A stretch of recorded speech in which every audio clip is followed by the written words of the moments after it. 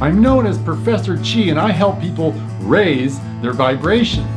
In this video, we're going to discuss courage and vulnerability and how courage and vulnerability work together to make effective will and self-actualization.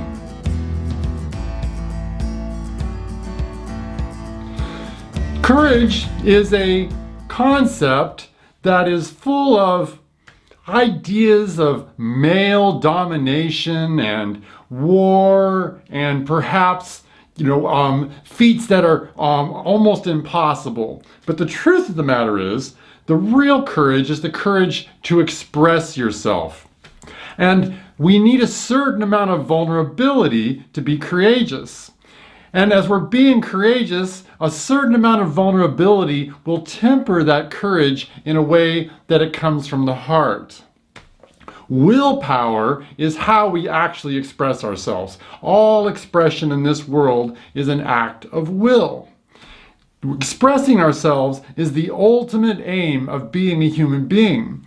We have all these purposes and lives and missions and concepts of philosophy and politics and state and church that create atmosphere or a parameter for our expression.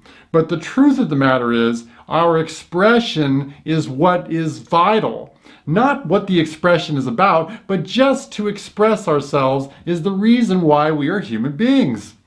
We are human beings here in time and space. We have 2 hands, 2 feet, 2 ears, and a mouth, so we can express ourselves.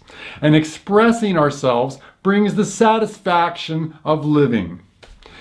To express ourselves properly, we need a tempered kind of will. If we express ourselves in a very forceful way, we're going to be tyrannical, and the force is going to be in such a way that we're going to bowl people over and have to continually express our will. If our will is tempered with a certain amount of vulnerability and heartfelt feeling, then that expression will be will that is accepted. We cannot expect other people to demand. We can't demand respect from other people. We have to command a certain level of respect from other people. In order to do this, our willpower has to be tempered. It has to flow evenly. If we come on too strong, people are going to turn off right away. And chances are, if you are willful and people turn off, you'll become even more willful. So we need to temper our courageous willfulness with a certain amount of vulnerability. Now, vulnerability is tricky as well. If we're too vulnerable, well, then people will pick up on that as a weakness. We certainly don't want our will to come off as being weak. Or we do not hope for our expression to be something that people can just turn off and say, I'm not interested. We want interest. In order to have interest, we need a balance of courage and vulnerability. We can tell if we're being too vulnerable when people suddenly run you over, when people cut you off right away. They're so similar. Courage and vulnerability are just the 2 sides of a coin. Courage has always been, or at least in modern era, has been something that is more accepted than vulnerability, particularly from men. The truth of the matter is, though, that yin-yang relationship between courage and vulnerability should be expressed in both of the sexes. It's not really a gender issue. Furthermore, in order for us to express our will properly, there should be a certain amount of courage within our vulnerability and vulnerability within courage. Similar to how we need to be flexible and firm. There are just 2 ways of talking about yin-yang or firmness and flexibility, courage and vulnerability. So ideally, we have a certain amount of firmness within the flexibility and flexibility within the firmness, or a certain amount of courage within the vulnerability and vulnerability within the courage. These ideas of courage and vulnerability are really in the forefront in the world these days because it seems like the world is becoming more and more forceful.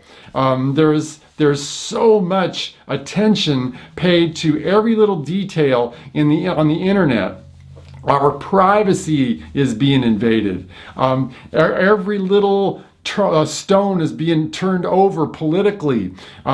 We're becoming very touchy in our political correctness. And women and men, as we express ourselves in terms of vulnerability and courageousness, there's conflict going on between the sexes at this time. I feel like it's important that we put vulnerability ahead of courage these days only because people are so touchy.